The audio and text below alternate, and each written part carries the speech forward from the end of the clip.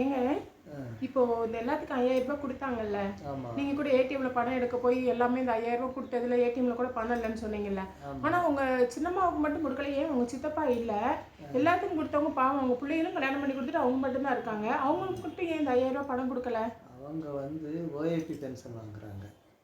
அப்போ ஓஏபி வாங்கினா உங்களுக்கு ஓஏபி பென்ஷன்காரர்களுக்கு இந்த 5000 கிடையாது. இந்த 5000 ரூபாய் யாருக்குன்னா உரிமை தொகை, பெண்கள் உரிமை தொகை வாங்குறாங்கல்ல, அவங்களுக்கு மட்டும்தான் அந்த 5000. இந்த கவர்மெண்ட் ஸ்டாஃப் இல்லாம கவர்மெண்ட்ல வேலை கவர்மெண்ட்லவங்களுக்கும் கிடையாது, ஓஏபி வாங்குறவங்களுக்கும் கிடையாது, அதனால நம்ம கவர்மெண்ட் பென்ஷன் வாங்குறவங்களுக்கும் கிடையாது.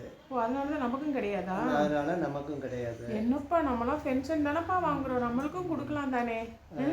அதாவது ஸ்டாஃப்ல இருக்கிறவங்களுக்கு கொடுக்காம விடலாம், ஆனா நம்ம பென்ஷன் தானே வாங்குறோம், நம்மளுக்கும் கொடுக்கல. உங்க சின்னம்மா இது தெரியாம பேங்க்ல போய் சண்டை போட்டுட்டு இருந்திருக்கும் தானே? இதெல்லாம் இல்லை, தெரியாம சண்டை போடுறது.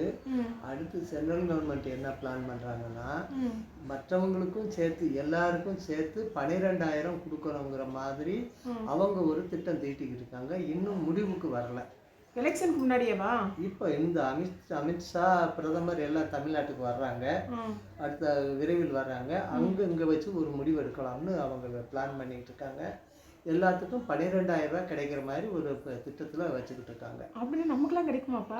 வாய்ப்பு இருக்குது. பரவாயில்லையே.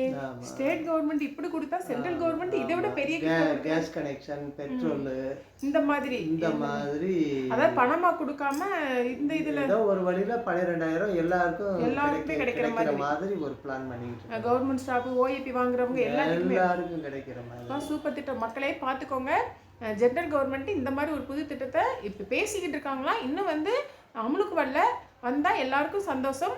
நீங்களும் வரணும்னு சொல்லி கடவுளை வேண்டிக்க.